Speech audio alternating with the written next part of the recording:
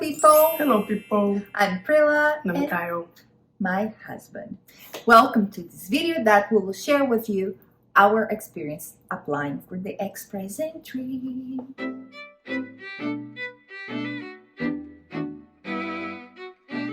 We applied and we want to share with you how we did it. So basically our entire married life since 2017, we've been waiting for this moment. So life happened, we lived all around the globe and now we're finally here.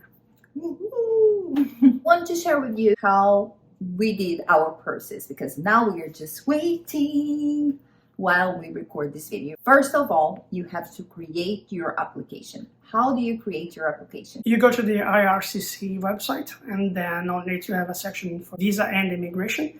And on that section, you can create a new profile that's going to be used for express entry. How do you create your login? Like we created it using our bank information, right? Yeah, when you create your profile, you have a selection of ways that you can do it. One way is to create a GC key, which is going to be a key used by government throughout multiple services that they provide you. And another way is to use a partner to log into the government system, which is the one that we did. And then using that system, you can select which partner you're going to use. We used RBC, which is our bank. With our login information from RBC, we logged into express entry. Once we have the access to our login, we will put our information, Kaya's information and my information. I am in one computer on the website and he's trying to solve on another computer, both working together.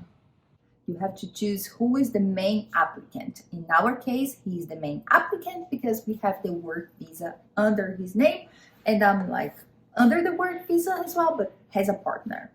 The company that hired him gave him the work visa, and we thought that with this year of experience working here in Canada, we would have more chance applying through Kyle. As you're filling up the forms that they will give you, they will ask for multiple documents, and they will say exactly which documents you have to provide them. So you have to be filling up the forms while at the same time getting the documents prepped, because they will eventually ask you to show that you have those actual documents that you provide the information for. So for example, your passport. You have to provide them the exact information that you have on your passport, and then you have to show the passport to them. The same thing goes for like the marriage certificate, which has to be translated if it's not in English, and documentation regarding your education, which has to be evaluated by a company here from Canada, like WES or some others. So yeah, you have some work to do. As you are filling up all of those informations, when you get at the end, they will show you kind of like a simulation of how many points you should have. And as soon as you send all of the information over, they will tell you exactly what is your score. And talking about scores, we recorded 2 videos already showing you about our experience with the self-pip test. And I know some people asked me in other platforms about like me taking the test because I was just with Kyle. In our case, in our situation, I didn't have to take the test. I could have, but I didn't have as an obligation, you know. Every case is very specific.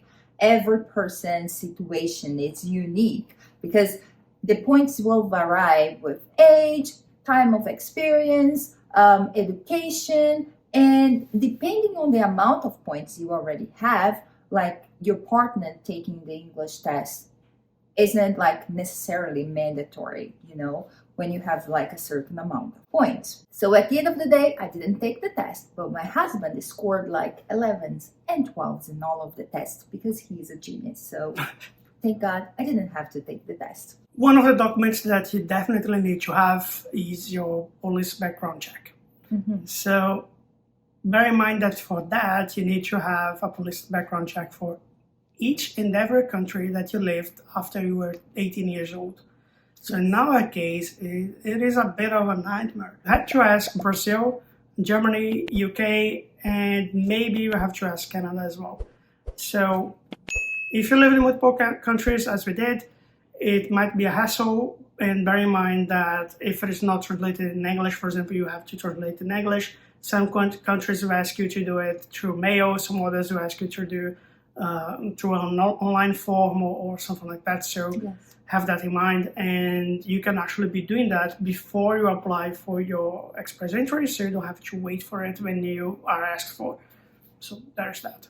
Yeah, it's a bit complicated, let's say, because you have to gather lots of information. Filling the express entry form is not like something out of this world. You can do it if you pay attention on details. You can do it at home by yourself. We did it at home by ourselves, but like it's just like too much, information sometimes, but you get it. So once you finish completing everything, you are able to kind of submit it, and then you will see your points, how many points you have, and then is the time that you start planning, for example, asking for the police check if you need to, and putting all together, because when you are invited. So basically, the express entry has multiple draws. They were having actually multiple draws throughout the months, and now they are on a stop for some reason, so we are waiting on that. But eventually there's going to be a draw, and if your points are enough for you to be called on that draw, you're going to be receiving an ITA, which is an invitation to apply, and that is the actual time in which you have to send them all of the documents. You have to do a medical exam, and you have to do some other things, and then if everything is all right, which should be, they will give you the eco-PR, which is like a digital PR card, and then they'll give you a physical PR card. Yeah, PR, permanent residency card. But when you are invited, if you are invited on this draw, you have 60 days to send these documents. Yes. So it's better when you organize yourselves while, you send your application, you have faith and you believe that you will be invited, and then you prepare every single paper you have, gather, like translate if you need. In our case, we had to contact Germany about our police check. We had to contact the UK about our police check. So we applied, and then we contact, those countries, and we started solving things that we needed to, translating some documents we needed to, because we want to have everything like Pristine. on hand. Yeah, sorry? Pristine. When the time comes, and then we can just send our documents. So we never know how often the draws are. We never know when they are happening.